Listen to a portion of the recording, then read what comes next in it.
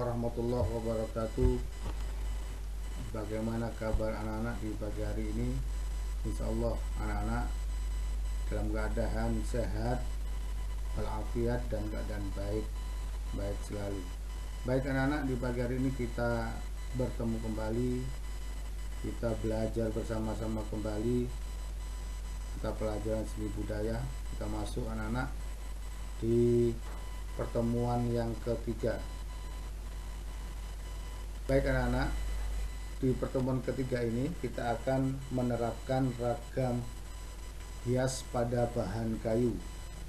Apa kira-kira pengertian daripada kayu? Kayu adalah bagian batang atau cabang serta ranting tumbuhan yang mengeras karena mengalami lignifikasi.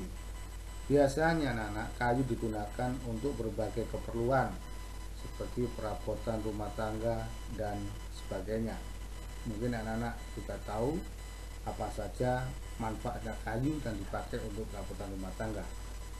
Nah, sifat-sifat kayu anak-anak, setiap jenis kayu memiliki sifat fisik yang bervariasi yang menentukan kualitas dan fungsi dari kayu tersebut. Ada dua macam kayu, ada kayu lunak, ada kayu keras anak-anak. Digunakan sebagai apa untuk kayu keras? Kayu keras itu biasanya digunakan untuk bahan bangunan, ya, untuk tiang bangunan seperti itu. Berikut yang terkandung dalam fisik kayu anak-anak. Yang pertama, kadar air. Kayu itu memiliki kadar air. Ada air dalam dinding sel, ada air di dalam protoplasma, ada air di antara ruang kosong dan celah antar sel. Nah, yang berikutnya unsur kimiawi. Ternyata kayu itu ada unsur kimiawinya anak-anak. Air kayu memiliki 3 komponen utama. Di antara adalah selulosa, hemiselulosa, lignin. Gabungan dari ketiganya itu disebut lignoselulosa. Dan yang ketiga adalah senyawa ekstraksi. Nah, ternyata kayu terdiri dari berbagai jenis senyawa. Ada organik disebut sebagai senyawa ekstraksi, yang jumlah dan jenisnya itu bervariasi tergantung dari spesies pohonnya anak-anak. Kayu memiliki senyawa ekstraksi berupa asam lemak, resin lilin, dan terpena.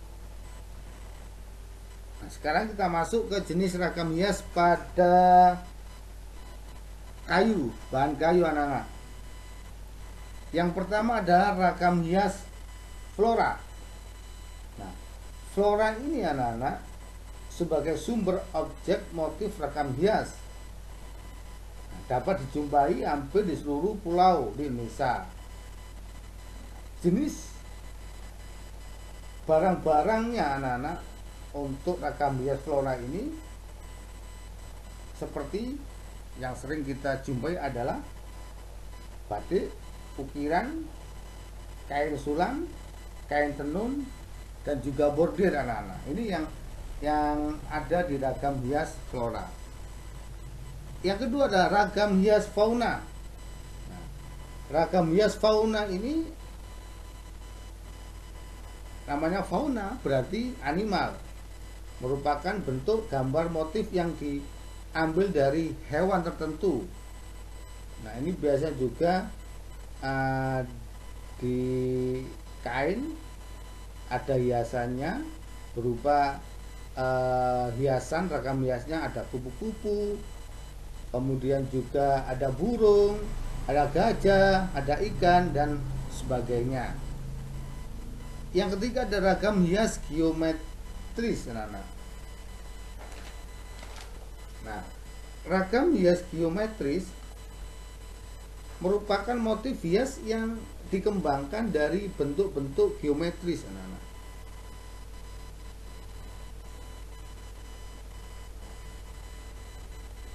Nah, ragam hias geometris ini sering kita dapat dibuat dengan menggabungkan bentuk-bentuk geometris ke dalam satu motif ragam hias. Kalian bisa nanti mencari di internet apa itu gambar ragam hias geometris itu bagaimana, dan ragam hias flora dan fauna juga bagaimana. Yang keempat adalah ragam hias figuratif. Nah, ragam hias figuratif ini bentuk ragam hias berupa objek manusia yang digambar dengan mendapatkan pengayaan bentuk. Jadi bentuknya di dalam kain itu untuk gambarnya ragam hiasnya ini ada corak atau bentuknya dari gambar manusia. Nah, semua ragam hias itu anak-anak bisa anak-anak nanti lihat di internet dan cari contoh gambar modelnya. Nah, sekarang kita masuk ke teknik penerapan ragam hias pada bahan kayu. Kita fokus ke sini anak-anak. Ada 4 jenis pahat. Ya, ada 4 jenis pahat. Ya, sebagai berikut anak-anak. Mengapa kita harus fokus ke teknik penerapan ragam hias pada bahan kayu? Karena bahan kayu ini dapat dipakai untuk ragam hias ya anak-anak. Nah, ini ada 4 jenis pahat. Yang pertama adalah pahat kuku. Nah, apa itu pahat kuku? Pahat ini berbentuk lengkung seperti kuku manusia, berguna untuk mengerjakan bagian yang lengkung melingkar. Yang kedua adalah pahat lurus. Pahat ini berbentuk lurus, berguna untuk mengerjakan bagian yang lurus, rata, membuat dasaran anak-anak. Yang ketiga adalah pahat lengkung setengah bulat.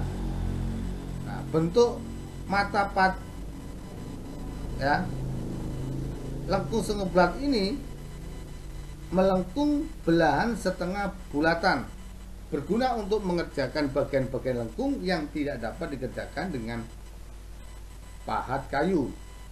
Dan yang keempat adalah pahat miring. Nah, bentuk mata pahat mongot adalah miring, meluncing, dan tajam sebelah, berguna untuk membersihkan pada sudut sela-sela ukiran dan meraut bagian-bagian yang Nah, sekarang kita masuk ke membuat karya ragam hias pada bahan kayu. Menggambar ragam hias ukiran di atas bahan kayu. Kita masuk kegiatan mengukir pada bahan kayu memiliki prosedur sebagai berikut ya. Jadi mengukir di bahan kayu itu ada prosedurnya. Yang pertama, kita harus menyiapkan alat dan bahan menggambar ragam hias ukiran. Kita siapkan alat dulu ya, alat-alatnya untuk menggambar di ragam hias ukirannya. Yang kedua, memiliki bentuk ragam hias pada bahan kayu. Yang ketiga, membuat sketsa ragam hias pada bahan kayu. Berikutnya, mulai mengukir di bagian dasar luar dulu sketsa ragam hias. Kemudian mulai mengukir sketsa ragam, membentuk garis dan lengkungan atau lekan, merapikan dan membersihkan bagian ukiran yang belum. Nah, sekarang kita melukis ragam hias di atas bahan kayu. Berikut anak-anak, kegiatan melukis pada bahan kayu yang memiliki prosedur sebagai berikut. Kita menyiapkan alat dan bahan melukis, menyiapkan bahan kayu, kemudian membuat sketsa ragam hias pada bahan kayu. Berikutnya memberikan warna pada sketsa. Ya, biarkan kering dulu. Beri cat secara berulang-ulang agar warna terlihat lebih sempurna. Setelah warna sempurna, beri pelat. Baik anak-anak, sekarang ini ada tugas untuk kalian anak-anak. Apa tugasnya? Kalian buatlah lukisan ragam hias di atas kayu. Kalian cari kayu yang tidak terpakai, nggak usah terlalu besar, cukup yang sederhananya cukup saja, yang ada di sebelah atau di rumah kalian, kalau ada terpakai. Nah, kalian buat lukisan boleh dari bambu, kayu apapun. Setelah kalian lukis, terserah lukisnya dengan gambar apa ya, dengan model gambar binatang juga boleh, berbentuk pohon juga boleh, silakan. Saya kasih waktu sampai 1 minggu ya, kalian kumpulkan Sabtu Minggu anak-anak di sekolah ya, dikumpulkannya mulai pukul 7 sampai pukul 10. Kita bagi untuk anak-anak yang kelas 7A, ngumpulkannya jam 7 sampai jam setengah 9, jam 8 maaf, jam 8. Kemudian jam 9 sampai jam 10 adalah untuk kelas 7B. Baik anak-anak, terima kasih, selamat mengerjakan. Mudah-mudahan anak-anak di rumah semuanya dalam keadaan sehat walafiat dan tetap semangat. Jaga kesehatan anak-anak. Kami bagi Nabi Mustaqim. Wassalamualaikum warahmatullahi wabarakatuh.